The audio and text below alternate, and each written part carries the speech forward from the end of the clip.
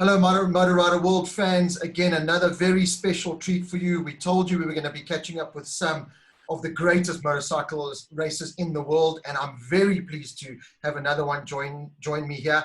Taka Nakagami, Idemitsu LCR Honda MotoGP rider. Thank you so much for joining us. Thank you too. Thanks for inviting me. Thank you. Taka, Yeah.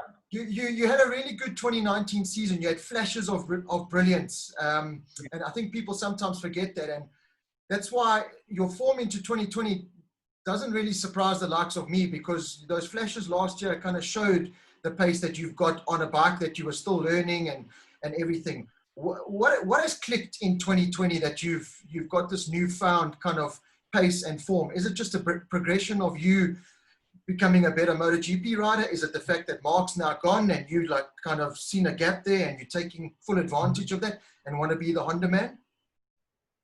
Well, it's quite many things because, this is my third year for MotoGP. And of course, step by step, but slightly we are improving for, the performance. And of course, I use a previous bike. It's not factory bike, but even 19 bike is, as you know, last year Mark did amazing performance and he got more than 400 points of the season. So I knew that this bike had the performance. I mean, the bike potential is there.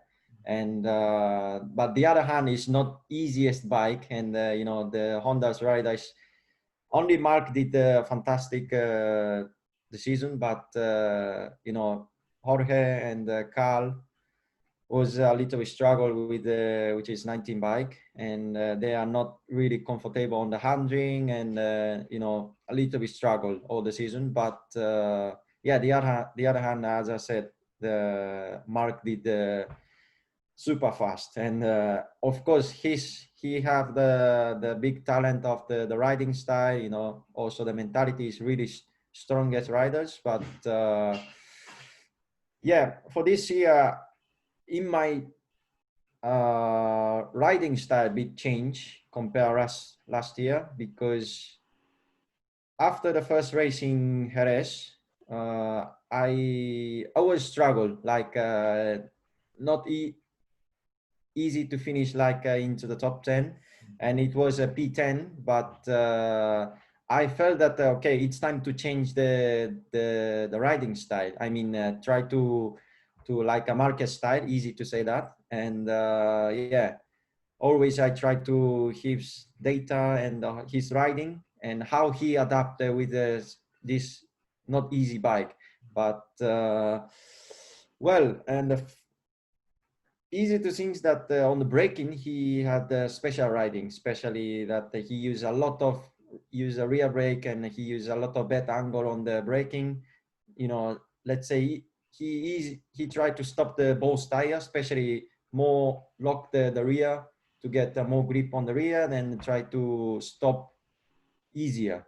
And on the data looks so different, and I was completely opposite side. I didn't use so much the rear brake on the braking, and too much weight on the front. So yeah, okay, from the Jerez to the second race, the weekend, okay, it's time to try the completely opposite side of the riding. And it was really, really good. I mean, from the first impression, I felt that, wow, easy to stop the bike, and more comfortable on the bike, and, less use the energy of the physically on the braking. So then step by step, still I'm not perfectly understanding, but always try to to understand how Mark did. And yeah, after a few races we are quite good way. And yeah, unfortunately last race in Austria, race 2, was unlucky. But yeah, this is a race, easy to say. And but as you saw, we are there, and close to the podium, first podium. And yeah, it's quite happy to uh, for the balance of the bike, and also we are improving a lot. So yeah, good season so far. And you touched on how you used Mark's data to brake later and harder. I mean, that really must have played a huge role going into track like Red Bull Ring, where, I mean, you just all of a sudden, well, not all of a sudden, but you had this newfound pace, and you were one of the only, well, the only Honda to really make it work. So clearly, you know, using that data, I mean, how close is your setup to what Mark was running, like you said, on a championship winning bike from last year? Well, the setup is quite different because, you know, between me and Mark, you know, different height and different weight, of course, different riding. So it's quite impossible to make completely copy setup like Mark and copy riding like Mark. So, you know, this is absolutely impossible. But yeah, settings was like what I like, and I choose the balance of the bike. And but for the riding, it's a little bit only for the braking. I try a little bit like I use a Mark style, like a more stop the bike at the two wheels and try to use a more locking on the rear on the braking. And it was hard because especially as you said in Austria, Red Bull Ring is you know, like stop and go, and really important for how to stop the bike, and of course how important acceleration, but which is quite positive for us with the 19 bike. And the top speed is quite good. And just we are all the weekend we are focused on the my riding skill. I mean, try to, you know, to use more rear brake and try to stop the bike on the by the rear. And it was really help. And race one was so, but you know, the back-to-back race, and always we have a data from the first race. So from the second race we are for everyone, but we are the good base on the start. So pretty good. I mean, race two last weekend was absolutely we are best performance, and we are so close to the pole position also. And it was really good. I mean, we are still, I need to not 100% because some track is difficult to do it, and some corner of course not easy to do it, and some corner easy to do it. So it's the mix. So it was Austria track is quite easy to try and easy to feel the good or no. But next race Misano, I'm not sure because it's quite a different track and no long straight, kind of like a Yamaha track, because more you need a good handling on that track. And as you know, Honda is not the best handling bike, you know, a little bit difficult, but the strongest point is on the braking. And let's see Misano, but we are really confidence on the future, of course. And because we are absolutely top team, and also last weekend we did best performance. So I'm really looking for this season. So now, Taka, when you're in a group like you were at the Red Bull Ring, especially when you're fighting for that podium position behind Jack Miller and Joan Mir, and when you're following the likes of Rossi and those guys, what are you've touched upon the strengths of the Honda being under braking, but what are the points where you feel like maybe you and the Honda are missing to challenge the Ducati and the Suzuki and now the KTMs? Well, first things, I was the last race. During the race, I was many laps behind Jack, and I can see how Ducati's bike, you know, because during the practice is quite impossible. Everyone, you know, when you follow someone, always you know, go slow down, and they don't want to show the secret. But during the race, of course, I was following Jack, and more than 10 laps was I think 15 laps.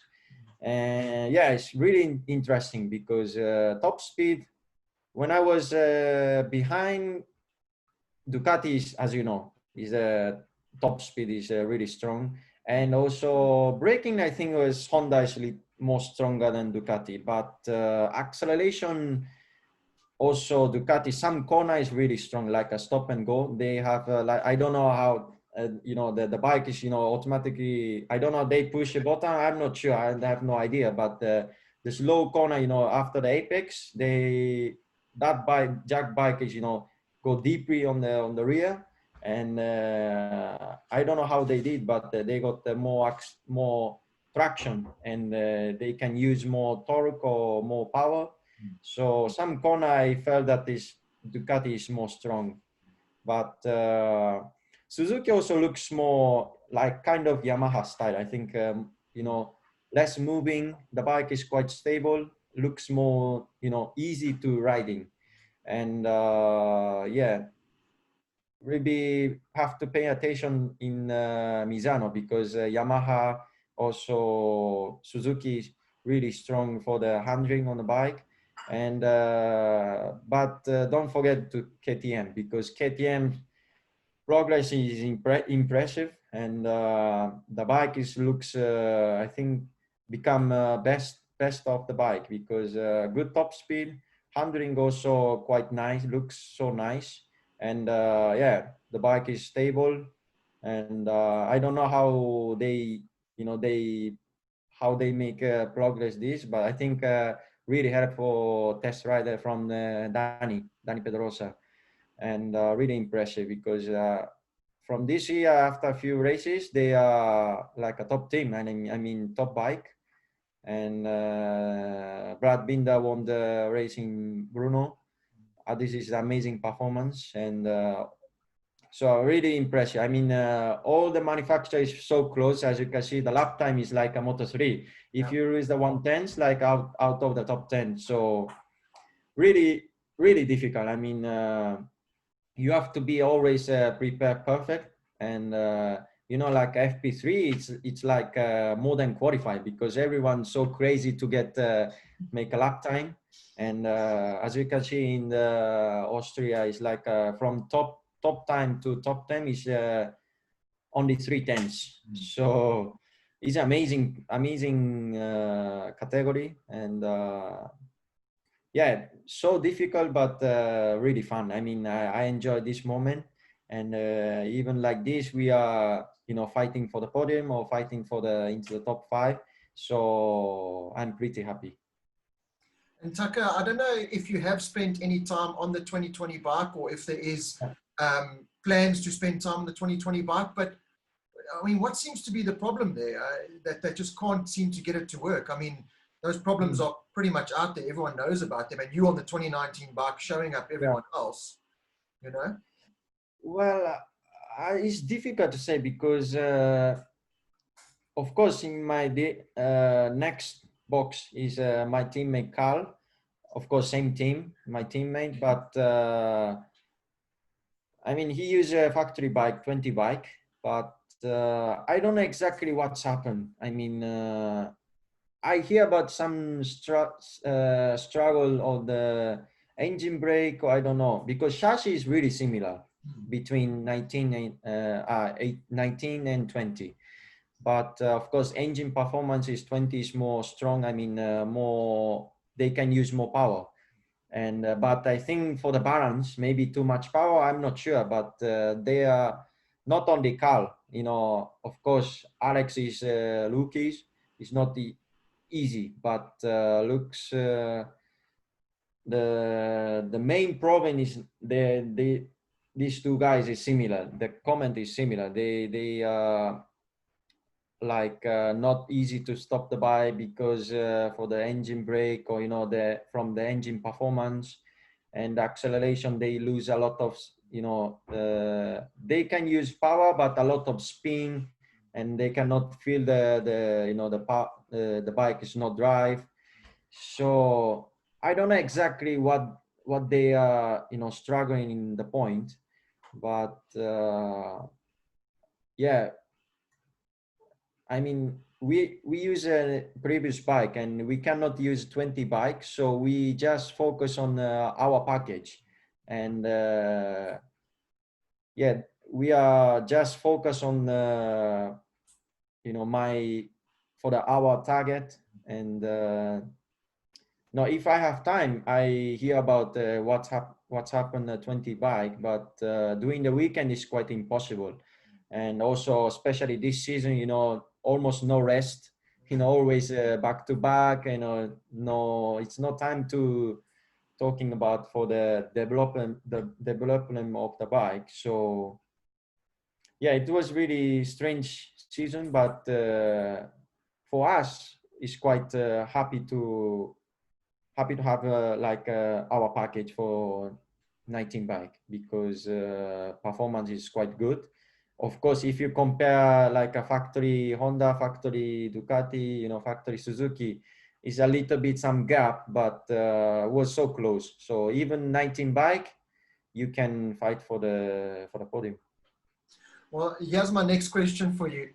I see Yeah. there's been a lot more Honda guys in your pit now that Mark's gone, because you're performing. If they come to you and say, Taka, we want you from next race on the 2020 bike, what do you say? Well, if they, for the regulation is impossible, but if they say like this, absolutely, I say yes, because a kind of my dream to have like a factory bike, because, if everyone, if you are a rider, is always, you want to ride the best bike, and I mean, for the top of the bike, and you can see the performance is good, and the dream is like a factory team and factory bike, but now even LCR is absolutely good performance, and I'm really happy to stay with this team, and but if the question is if I have opportunity to have a 20 bike, I will like, and I want to jump on this bike, and this is an easy question. Taka, it's great to see, obviously, with you coming through the ranks, and we haven't seen a top Japanese rider in MotoGP for so long. And for a while, there was this big drought, but there seems to be this abundance of Japanese talent coming through Moto3, Moto2, and with you in MotoGP. I mean, that must be awesome to see, and it's so nice. I mean, what is happening in Japan? Do you riders get looked after and come through? Because I know, like here in South Africa, it's very hard. You got to spend a lot of money, and the ground routes aren't really there. But with the amount of Japanese talent coming through, it looks a bright future. Well, I think if you compare like 10 years ago, now is really, many, not only Japan, is also Asian riders growing up a lot, especially as you can see, like Asian Talent Cup, and also, they like also Spanish Championship with the, they have they helps a lot for, try to growing up with the young kids, and this is really good, because 10 years ago I was really struggled to move to like a Spanish Championship, also World Championship. It was no way, I mean, difficult to choose the which category is good, but now like from entry to the championship is quite not easy, but they have audition, they have a kind of many chance, and Dorna did really helps a lot for the for the Asia, and also it really strong is strange, because many Japanese manufacturer, Honda, Yamaha, Suzuki, many years ago was Kawasaki also, and but not so many Japanese riders, so really strange. Many European media ask me about the exactly same question, but for me it's difficult to answer, because I don't know what for the background, I don't know what's happened, and but one thing is, MotoGP is not really popular in Japan, so like in Spain, MotoGP or football or tennis, but in Japan is football or baseball, and no MotoGP, so it really difficult, to make, also not so many track, not so many, people not really understanding what is MotoGP. So no sponsor, so it's really difficult to, growing up. But now it's like, yeah, Dorna helps a lot for the young kids, and that's why, as you can see in Moto3, many Japanese rider now is, I think, 5, and yeah, young rider is really, performance is good. Always share the podium or pole position. So as you said, for the future is really bright for also Japan, also Asia, because now also Thailand rider, also Indonesia rider is always in Moto3 and Moto2. So hopefully all the Asia try to, close to the Europe, not like, of course, not easy to fight with Spain, but yeah, the future is bright. So I hope keep going like this. And of course, I'm waiting for more Japanese rider, and let's see, because now unfortunately only Japanese rider in MotoGP is only me. So let's see for the future. Taka, last question for you before we let you go. You've become, especially this year, like I said, there were flashes last year, but this year you've become one of the most exciting riders to watch in MotoGP, and you're really starting to perform. What does the future now hold? I mean, with the performances that you're putting in, surely there must be teams knocking on your door, potentially staying with LCR, Idemitsu, they've looked after you. What does the future hold for Taka Nakagami?